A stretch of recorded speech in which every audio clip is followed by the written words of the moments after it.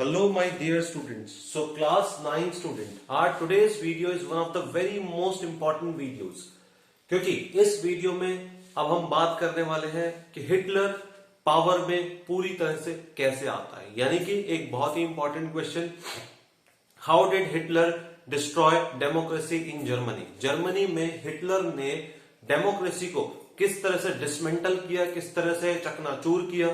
आपको ध्यान होगा वेमर रिपब्लिक जब आया था तो एक नए संविधान के तहत एक नई सरकार बनी थी जर्मनी में, ठीक है। हालांकि this was not welcomed by the people but still it was a democratic government, right. और इस डेमोक्रेटिक गवर्नमेंट की धज्जियां किस तरह से हिटलर ने उड़ाई वो हम इस क्वेश्चन में देखने वाले हैं।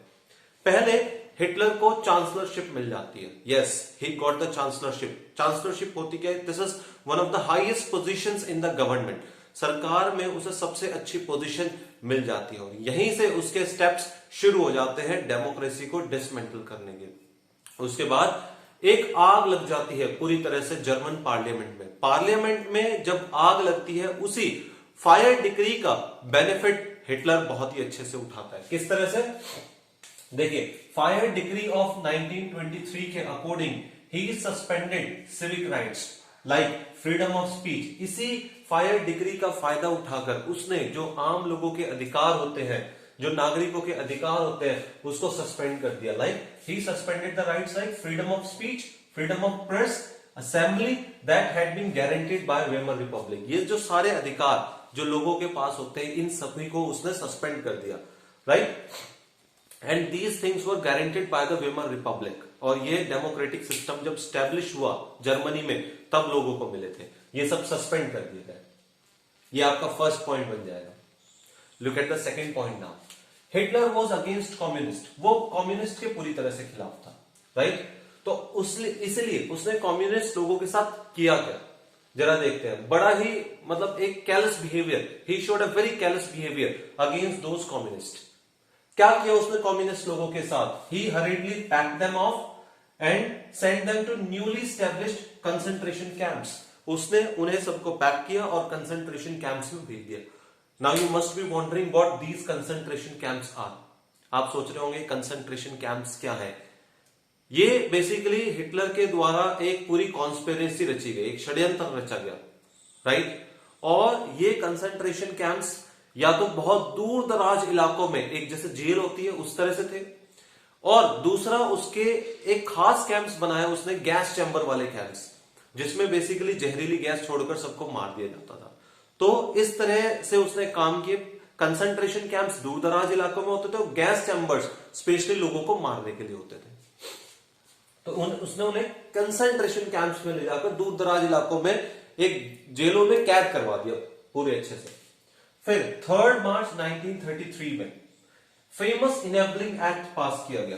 This was an important act, और यही डेमोक्रेसी में एक कील ठोकने वाला एक्ट था, यानी कि डेमोक्रेसी को पूरी तरह से बर्बाद करने वाला ये एक्ट था। This act established dictatorship in Germany. यहीं से डिक्टेटरशिप स्टैब्लिश हो जाती है और यहीं से हिटलर एक बहुत ही बड़ा और महान डिक्टेटर बनने के लिए अग्रसर हो जाता है। It gave Hitler all powers, और यहीं से उसको सारी पावर्स मिल जाती हैं to sideline parliament and rule by decree. अब यहीं से उसकी रियल ताकत शुरू हो जाती है। सब चीजें एक तरफ हो जाती है और हिटलर एक तरफ हो जाता है। हिटलर अब उस हिसाब से चलेगा जैसे वो चाहेगा। अब वो किसी की नहीं सुनेगा क्योंकि सारे रूल्स उसने एक तरफ कर दिए पूरी तरह से। उसके बाद all political parties, trade unions were banned. सभी पॉलिटिकल पार्टीज को, ट्रेड यूनियंस को बैन कर दिया जाता है। There would be only a single party in Germany. Germany में केवल एक ही पार्टी राज करने वाली है। Which party? That is going to be the Nazi party. You remember that Nazi party which he joined, workers, German Workers Party, right? Special surveillance and security forces were created. Special forces उसने बनाई। कौन सी थी वो special forces?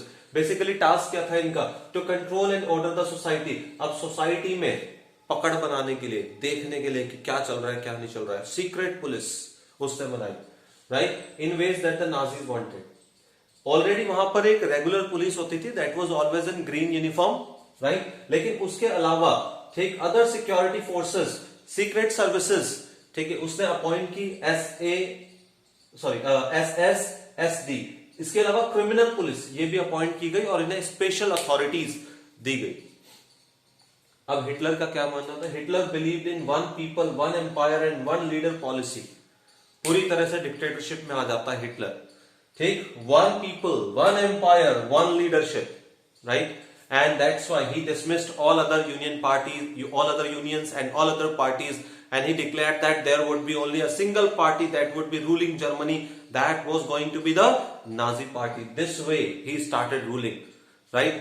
और इस तरह से एक महान डिक्टेटर हिटलर की का जो है सफर शुरू होता है और इसके बाद ही सेकेंड वर्ल्ड वॉर की तरफ ये आगे बढ़ चलता है।